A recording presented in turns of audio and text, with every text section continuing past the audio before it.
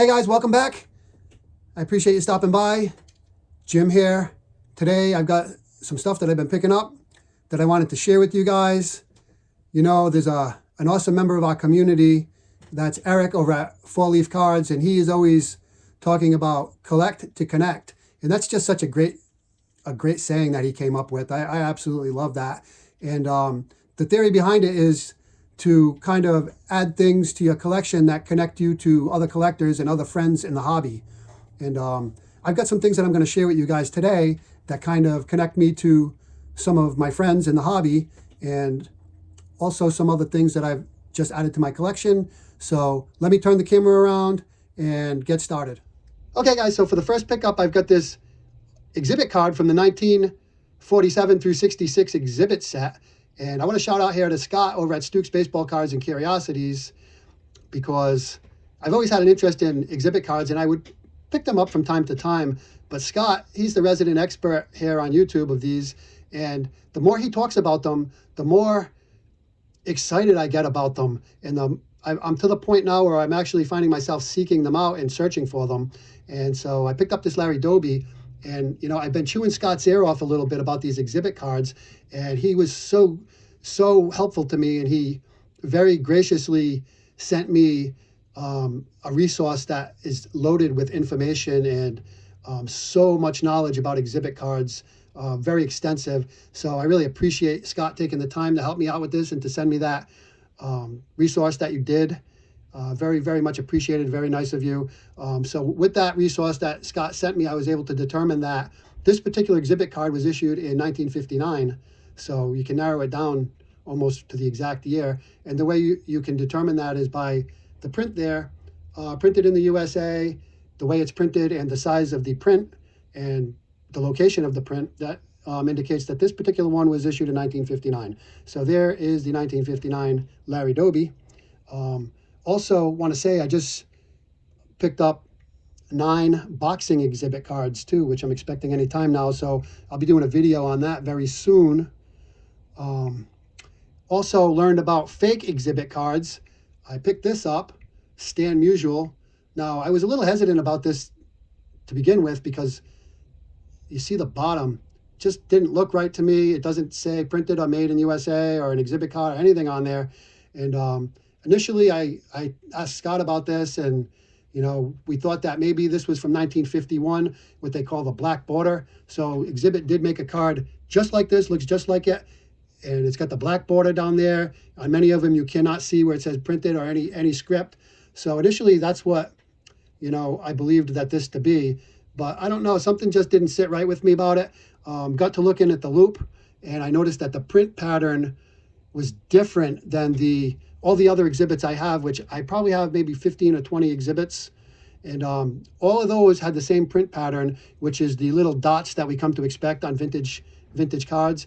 And this one, the print pattern was more of like, almost like a burlap type print pattern. So that raised a red flag. And then some of the information that I read said that if you shine a bright light through these, and the real ones will not shine light through. So I tested it. Here's the Larry Doby. And this is just a regular flashlight, LED flashlight. But as you can see, no light comes through that Larry Doby card. But when we get the Stan Musial card, you see that? It shines the light right through it. So 99.99% certain this is a fake. And fortunately, I bought this at a card show, and I only paid like $5 for it. So not a great loss, and maybe you could say it was worth $5 in a learning experience. The funny thing is, it's got a pretty thick card stock to it. And here's the back. Now, some of these backs do have a little bit of a lighter back, but you see the Doby. Big difference there in the way the back's looking. Now, some of the backs are, I will say, lighter than the Doby here, but typically most of them aren't as light as that. So it is what it is. At least, like I told Scott, at least I'm the one who bought it, and they didn't sell it to some kid and you know, put a bad taste in some young collector's mouth. But like I said, learning experience.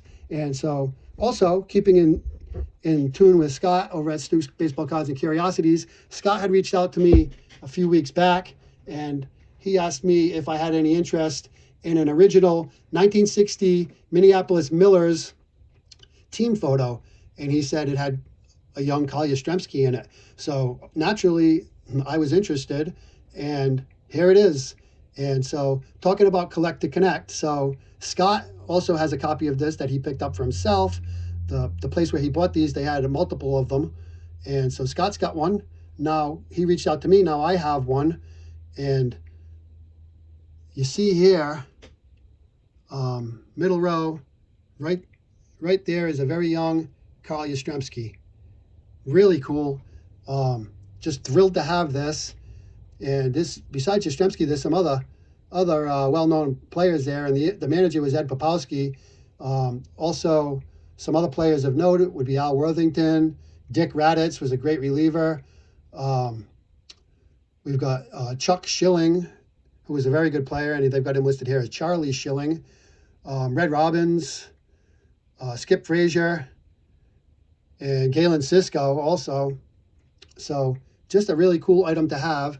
Now, to kind of go a little bit further on that collect to connect circle, when Scott reached out to me, he said that there were multiples of these and that he could get more than one. So I, in turn, reached out to a good friend of mine, Mark Hoyle, and he's the Red Sox super collector. And I asked him if he would be interested, and he said he was. So I got one for him. So now he has one as well. So now got one from Scott, and I got one for Mark. So just, certain things like these are awesome to have in the collection, but kind of connect you to other collectors that are also friends. Kind of really makes it a little bit more special. So there's that. Now, speaking of Mark Hoyle, I want to ask you guys to do me a favor. Mark is a friend of mine, and we actually just went to a card show this past weekend and had a great time. But Mark is, he's literally got a museum over at his house of Red Sox stuff. He's a wealth of knowledge. He knows so much about so many different oddball sets and different sets and years and variations. And he's thinking about doing videos. Now, he's already active on YouTube. He follows and comments on a number of different channels, but he's thinking about starting to do videos. And I've been egging him on for at least a year now, if not longer, to get started. And, he's an old timer like myself, so probably not as tech savvy as some of you younger guys. And of course, he's self-employed, so doesn't have a lot of time on his hands. But I believe he's inching his way closer to getting that started. And I think he would just be very enjoyable for a lot of you guys to listen to and see some of the stuff that he has in his collection. So all the channels I mentioned today, the links are going to be in the description. If you guys, Mark is currently sitting at 9 subscribers. Myself is one of them, and I can probably guess at least 4 or 5 of the others. But maybe if some of you guys go over there and give him some subscribers, maybe that'll give him even a little bit more incentive to start at least do his first video. So there's that. Went to the card show with Mark, and I didn't pick up a lot. I did find this Red Sox Fenway Park postcard. I believe this to be from probably the 1980s. No Seats on the Green Monster, which they put in around 2000. And you see there's a Marlboro ad there on the facade there of the outfield. Fenway eliminated all advertising in 1995. So I know this is pre-95. My guess is this is probably from the 80s. So not that old, but still pretty cool. The back is not been marked. So it's just a great image of an older, mid-80s era Fenway Park. Also at the show, I found these awesome cards. These are from 1982, and they are from Baseball Card News. And it was actually a set of 20, and I've got 16 of them here. I had never seen them before. The dealer had them stacked there. I asked about them.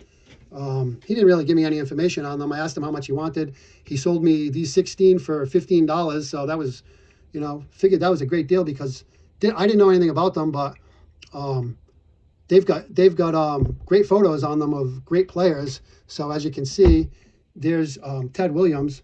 And so as it turns out, there's 20 cards in the set. They've got rounded corners, as you can see. And each card carries a portion of a 20-part history of baseball cards by Ken Cicalo. So you can see on the back, it says the history of baseball cards.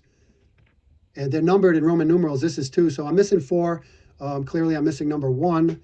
And they've got great write-ups about the history of baseball cards. And it's really, really great reading. And so anyway, there's Ted Williams, Stan Musial, Yogi Berra, Roger Maris, Hank Aaron.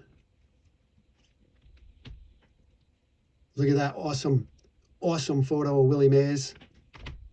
Here's Joe DiMaggio and Bob Feller. Beautiful card of Ernie Banks. Nice shot there of Lou Brock. There's Jackie Robinson and Roy Campanella. Here we have Maury Wills, Bob Feller, Roy Campanella,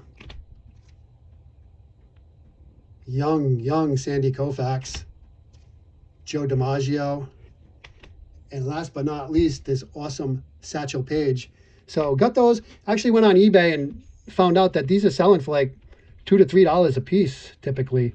So 16 for $15 was a great deal. Also at the card show, picked up this beautiful 1993 Topps Finest Refractor, Larry Bird. That's just a gorgeous card. Now 1993 Finest baseball cards, in my opinion and in the opinion of many, was the most significant card set of the 1990s. And the reason being is because 1993 Finest Baseball introduced the world to refractors for one thing, but it also introduced the world to chromium finish cards. And you all have seen where that's taken us. And so 1993 Finest Baseball, like I said, is probably the most significant card set of the 1990s. But quickly followed up by that set was this 1993 Finest Basketball set. And in my opinion, and again, many others, is the most significant basketball set of the 1990s. And so very, very happy to pick up this beautiful Larry Bird card. So moving on, Dylan over at Double D Vintage Baseball Cards. A few weeks back, he was doing, he was raising money for a couple of charities, one being for the victims of the fires, the tragic fires over in Hawaii. And what he was doing is he was donating a portion of up to $5 of each purchase at his eBay store to these charities. And I thought that was a great idea. But then, you know, he kind of put the cherry on the top of the cake, and he said, you know, the first so many people that made a purchase, not only would they get the card that they purchased, but they would get this fantastic custom Ted Williams card that was made by Skaght over at Reindeer Studios. And you see this one is numbered 5 of 10 and signed by Skaght. So with that cherry on the top, I thought to myself, well, it's a great idea to help Dylan raise some money for charity, number one, which I would have done it anyway. But being that this was included, I immediately finished that video and went to Dylan's eBay store, and I purchased this 1975 Topps Mini of Frank Robinson. And it kind of, you know, again, back to the collect to connect theory of Eric over at Four Leaf Cards, this kind of completes the circle because, you know, we've got a card that we've got from Dylan, and along with that, we've got the custom card that was from Skaght. And ironically, the card that was from Dylan is of an Indians player, and we all know that, you know, Skaght is a world-renowned Indians/Guardians superfan. So there is Frank Robinson. Now, ironically, also, this is Frank Robinson's last card as a player. He was a player manager for 2 years after this, but he doesn't have a card as a player. The only place he can be found is on the team cards from 76 and 77, but no card as a player. So this is really cool, and this is a mini, and the minis have much lower population. Wasn't as many of them made as the standard Topps cards. I had the pop numbers written down, and it was a lot lower on this. I can't remember the exact numbers at the moment, but just a really great looking card, and I love that it says Des Hitter down there, and it's got a multitude of Frank Robinson's career numbers there. Like I said, I think he got into 80 some odd games between 75 and 76 as the player manager. So he does have more stats than what's shown on the back here, but not by a lot. So really cool, really happy. Glad to have got this from Dylan. Glad to have helped out with the fundraiser, and really glad to get the custom card from Skaght. And along with that, Dylan also sent a card from Turn Back the Clock series, which Dylan does with Splendid Sports Cards. So there's that, and Dylan also signed that. And he also sent along this very cool Double D vintage sticker. So just really, really awesome. Love that stuff. Last two cards I'm going to show you guys. I know I've been a long time here. It's a long video, but I've got an awesome addition to my Carl Yastrzemski master set, and here it is. This is the 1967 Topps.